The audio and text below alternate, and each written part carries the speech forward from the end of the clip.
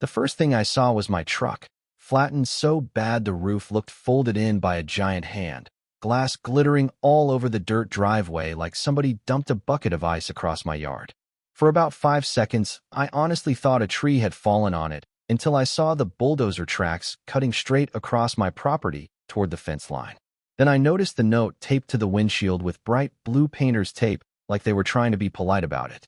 Unauthorized vehicle parked in active construction zone. I remember standing there in my work boots, sweaty from a 12-hour plumbing job, just staring at that sentence thinking, active construction zone? On my own land. My name's Nolan Grady.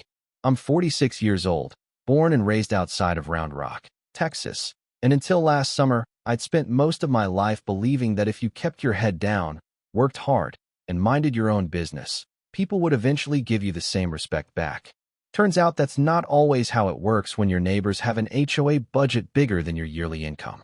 See, my place sat like an old scar right in the middle of a brand new development called Silver Creek Estates. 42 luxury homes, all limestone fronts and black iron lanterns. The kind of neighborhood where every garage had a golf cart and every husband somehow looked like he sold commercial real estate. My little property had been there long before any of them. My dad bought those 2 acres in the 70s when there was nothing out there but cedar trees and cattle fences. After he passed, the land came to me. The house wasn't much to look at, old green siding curling in the heat, porch sagging a little on one side, but it was mine. Every board in that place carried a memory somewhere inside it. The people in Silver Creek hated looking at it. They never said it directly at first. Folks like that usually don't. They smile while they insult you. They'd wave during the day, then file complaints at night. One month, it was my work trailer being visible from the street. Next month, it was excessive mud accumulation. One woman named Heather actually came to my front door once and asked if I'd consider painting the house something more neutral for property harmony. Property harmony. I still laugh about that one. But the real problem wasn't the house. It was the water. A lot of people don't understand this unless they've lived out in Texas during a drought. But water rights out there can make grown men act crazier than oil money. Silver Creek Estates had this giant resort-style pool right behind my back fence. Infinity edge, blue tile imported from Italy, little gas fire bowls that lit up at night like Caesar's Palace. What most of the homeowners didn't know was that the entire system ran off my well. Same with their irrigation lines. When the developers built that subdivision, county permits got messy and drilling another commercial well would have cost them a fortune, so they made a deal with the previous owner of my property years before I inherited it. Monthly payment, shared access agreement, simple enough. I barely thought about it most days. Money hit my account every month, pool stayed full, everybody moved on with their lives. At least until the day they crushed my truck. I followed those bulldozer tracks straight to the south entrance where a crew was widening the private access road. And standing there in spotless sunglasses and a tucked-in polo shirt was Randall Pierce, president of the Silver Creek HOA. Randall always looked like he was campaigning for something. Perfect teeth, expensive watch, tan that probably came from a bottle. He saw me coming and sighed before I even opened my mouth. "Nolan," he said, real calm, like I was the inconvenience here. "You can't leave vehicles in marked work areas." I actually laughed because I thought maybe this had to be some misunderstanding. "Randall, that's my property line." He glanced over at the survey stakes for maybe half a second. "Construction company said the boundary was unclear. You drove a bulldozer over my damn truck." He shrugged. Actually shrugged. "Well, maybe next time don't park junk equipment where people are working." That word hit me harder than I expected. Junk. That truck was my father's before it was mine. I took one step toward him, and one of the contractors immediately stopped what he was doing, probably thinking we were about to fight right there in the dirt. But I didn't. Truth is, anger's expensive when you grow up broke. You learn early that the person who loses control first usually loses everything else right after. So I just nodded slowly and said, "All right." Randall smirked a little. "Also, code enforcement's been asking questions again. You may want to clean the place up." Then he walked off. And standing there listening to those machines tear into the edge of my land, smelling diesel fuel and hot asphalt in the Texas heat, something shifted in me a little. Not rage exactly, something colder than that. Because for the first time since those people moved in, I realized something Randall clearly hadn't. Silver Creek Estates wasn't the powerful side of this arrangement. I was. I didn't storm back into my house angry. Honestly, that's probably the part that scared Randall the most later on. I went home quiet. Real quiet. I remember my boots thudding across the old hardwood floors while the air conditioner rattled like it was fighting for its life, and I just stood in the kitchen staring out the window at that ridiculous pool glowing blue behind my fence. Kids splashing around, music playing, women in giant sun hats drinking wine like they were in some vacation commercial. Meanwhile, my truck sat out front looking like it had survived a war zone. Then I did something I hadn't done in years. I opened my dad's filing cabinet. That thing smelled like old paper, pipe tobacco, and dust baked by Texas summers. My father kept everything. Receipts from the 80s, handwritten notes, county permits. If a piece of paper ever entered his hands, chances were he stuffed it into that cabinet. Took me maybe 20 minutes before I found the agreement folded inside a manila folder labeled Water Access, Silver Creek Development. And there it was. One paragraph. One tiny little paragraph buried halfway down page 4. Service may be terminated upon breach of good faith or property interference by either party. I read it 3 times. Then I leaned back in my chair and laughed so hard I scared my dog awake. Because suddenly the whole thing became simple. These people thought they owned the neighborhood because they had money. But money doesn't matter much when the water stops flowing in July. The next morning I called my attorney, an old friend named Denise Harper who'd handled land disputes all over Williamson County for 20 years. Denise had one of those voices that always sounded halfway between amused and exhausted. So let me get this straight, she said after I explained everything. The HOA destroyed your vehicle while trespassing on property tied to a private utilities agreement? Pretty much. There was silence for a second. Then she started laughing. Not polite laughing either. Full-on cackling. Oh, honey, she said, they are unbelievably screwed. By noon she drafted the termination notice. Professional, clean, no emotional language, just facts. Breach of good faith. Unauthorized land use. Property damage. Service suspension effective immediately. I printed 2 copies. One for my records. One for Randall. Now here's the thing people online always get wrong about revenge stories. They think the satisfying part is yelling, or threats, or dramatic speeches. It's not. The satisfying part is when somebody realizes they've mistaken kindness for weakness, and it dawns on them way too late. I slid the envelope into Randall's mailbox around 3 in the afternoon. Didn't knock. Didn't text. Just drove back home, walked over to the pump shed behind my barn, and shut off the main transfer line feeding Silver Creek Estates. Clunk. That sound echoed louder than I expected. Then I killed the breaker powering the auxiliary pump system and snapped a heavy industrial lock through the valve wheel. Done. By 4 o'clock their pool filters stopped running. I know that because my backyard suddenly got quiet. No humming pumps. No waterfall feature. No circulation system. Just still water sitting under the Texas sun. That first evening nobody noticed much. A few residents wandered around confused. Maintenance crews checked equipment panels, but most people assumed it was temporary. Randall definitely did. Around 6:30, he drove past my house in his black Escalade, slowed down long enough to glare at me sitting on my porch, then sped off again. Didn't say a word. Day 2 was different. Texas heat in August doesn't play around. Pool levels started dropping fast from evaporation, and their irrigation systems stopped overnight. By lunchtime, neighborhood Facebook groups were already melting down.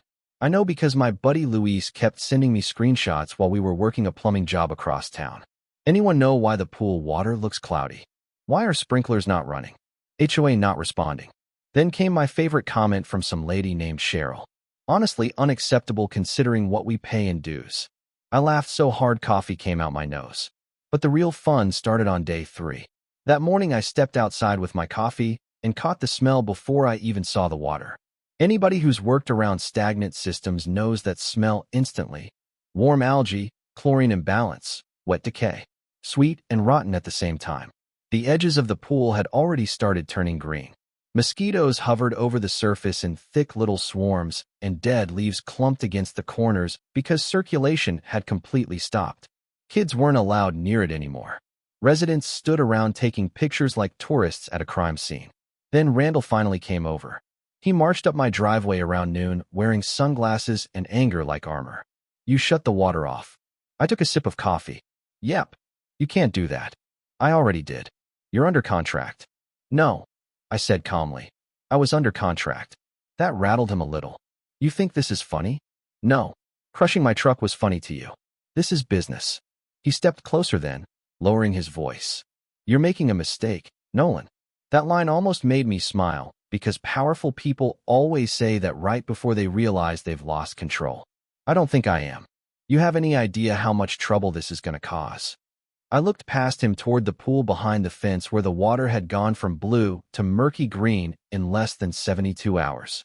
Looks like you're starting to figure it out. His jaw tightened hard enough I thought his teeth might crack. You redneck son of a bitch, he muttered. And there it was. The mask slipping. Not neighbor to neighbor. Not man to man. That's how he really saw me the whole time. Just some dirty working-class idiot sitting on valuable land he didn't deserve. Funny thing is, once people show you who they really are, decisions become easy. By day for the county got involved. Turns out stagnant luxury pools become public health hazards real quick in Texas heat. Williamson County inspectors showed up after multiple complaints about mosquitoes and odor. They tested the water, took one look at the algae blooms spreading across the shallow end, and cited the HOA for unsafe conditions and mosquito breeding risks. West Nile concerns. Potential fines. Immediate corrective action required. Only problem was, they couldn't drain the pool, because they had no replacement water source. That was the moment panic truly hit Silver Creek Estates. You could feel it in the air. Landscapers stopped showing up because irrigation systems were dead. Lawns started yellowing under triple-digit heat. HOA emails got more desperate every day. Residents began arguing openly during board meetings. One homeowner apparently screamed at Randall in the clubhouse parking lot, while another threatened legal action over declining property values. And through all of it, I just kept going to work every morning like normal. Fixing pipes. Replacing water heaters. Living my life. But every evening I'd come home, sit on my porch with sweet tea, and watch that perfect neighborhood slowly come apart at the seams because one man they looked down on decided he was done being pushed around. Then on the evening of day 5, 4 black SUVs rolled into my driveway, and I knew Randall was finally ready to negotiate. I counted 4 SUVs pulling up my driveway that evening. All black, all spotless, tires crunching over the gravel like they were arriving for some political scandal instead of a meeting with a plumber in a worn-out porch chair. Randall stepped out first, but he looked different now. Smaller somehow. Amazing what 5 days without water can do to a man's confidence. 3 other board members followed him up the walkway. One older woman named Diane who used to pretend not to see me at neighborhood meetings. Another guy I recognized from a 4th of July party who once complained my dog barked too much, and some nervous younger attorney-looking man carrying a leather folder against his chest like a shield. Nobody smiled. I stayed seated. That part mattered to me more than I expected. I wanted them standing while I sat. Petty maybe, but after years of being treated like the embarrassment next door, I'd earned at least that much. Randall cleared his throat. We need to resolve this. I nodded toward the empty chair across from me. Then sit down. Nobody moved at first. Finally Diane sat. Then the others followed. The sun was dropping behind the cedar trees, and for a second nobody talked. You could actually hear mosquitoes buzzing over their precious swamp pool behind the fence. Then Randall slid into business mode. The board is prepared to discuss compensation for your truck. Good, I said, because you owe me for a lot more than that. I reached beside the chair and handed him a manila envelope. Inside was everything. Truck damage estimate, property survey photos, trespassing documentation, legal notices, county violation copies, and on top of the stack, a brand new water contract. Randall skimmed the first page and immediately frowned. $2,800 a month. You were paying $800. That was before you destroyed my vehicle. Diane spoke up carefully. Mr. Grady, this increase is extreme. I shrugged. So is bulldozing somebody's truck. The younger attorney started flipping pages faster and faster, probably realizing this wasn't some emotional bluff. I'd spent the last 2 nights building that contract with Denise line by line. Then Randall hit the payment section. His face changed instantly. 12 months prepaid. Non-refundable. That's $33,600. Math checks out. He looked up at me like he honestly couldn't believe I was talking to him this way. Guys like Randall spend their whole lives assuming blue-collar people are intimidated by titles and expensive watches. The problem is, once you stop caring about impressing rich people, they lose most of their power. You're extorting us. No, I said calmly. I'm offering terms. He leaned forward. You shut down an entire neighborhood. I leaned forward too. You crushed my father's truck and called it junk. That one landed hard. For the first time all week, Randall didn't have some slick comeback ready. Just silence. I could see it in his eyes then. He finally understood this wasn't really about the money anymore. It was about humiliation, respect, boundaries. All the little ways people with power convince themselves they're allowed to step on somebody smaller because life's easier that way.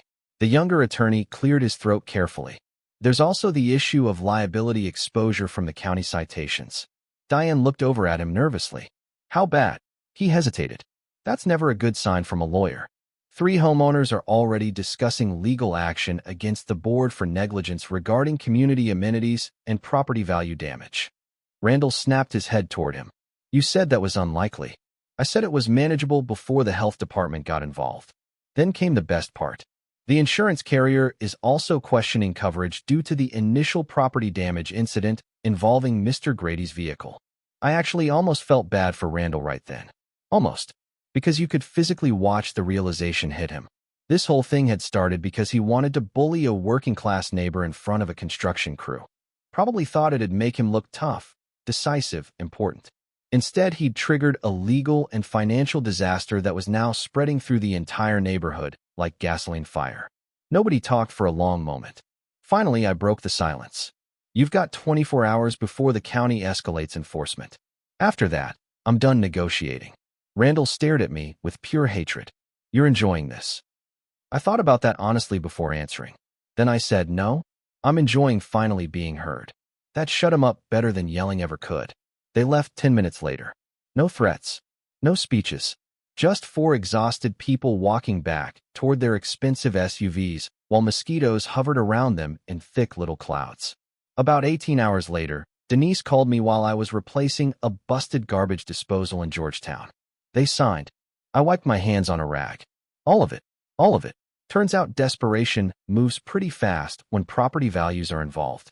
The wire transfer hit my account before noon. $33,600 prepaid. $9,700 for damages and legal claims. 5-year renewal option with quarterly review terms. Full inspection rights near my property line. Every signature notarized. By sunset that same day, I walked back out to the pump shed behind my barn carrying the same key I'd used to lock the valve 6 days earlier. Funny thing, I stood there for a minute before turning it, because I realized something in that quiet little moment. The whole neighborhood had changed. Not physically. The houses were still there. The pool was still green. Rich people were still rich. But the illusion was gone now. They knew I wasn't powerless, and I knew it too. Then I unlocked the valve. The pipes groaned alive underneath the ground, and somewhere beyond the fence I heard pumps kick back on one by one. Water rushing, machines humming, life returning. Cost them another $8,000 to clean the algae damage out of that pool, by the way. Apparently luxury filtration systems don't enjoy becoming mosquito habitats. 2 weeks later, Randall resigned from the HOA board. Nobody said officially why, but word travels fast in communities like that.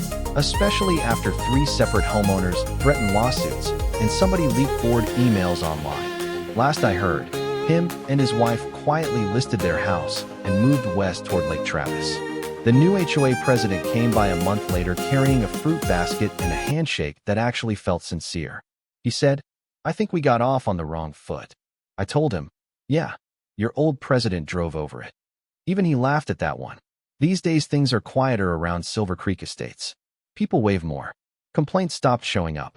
Funny how respect suddenly appears once people realize they can't push you around for free.